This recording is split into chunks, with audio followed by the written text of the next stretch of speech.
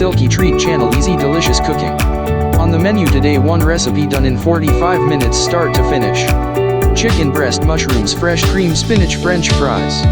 Ingredients: chicken breast, spinach, mushrooms, whipped cream, butter, salt, pepper, nutmeg, potato cut in French fries. Preparation: in a pan insert sliced mushrooms with a piece of butter, salt, pepper, the chicken, mine was already cooked in a vegetable bouillon, and cook very slowly on a low flame for 10 minutes to keep the chicken moist, then pour a splash of fresh whipped cream.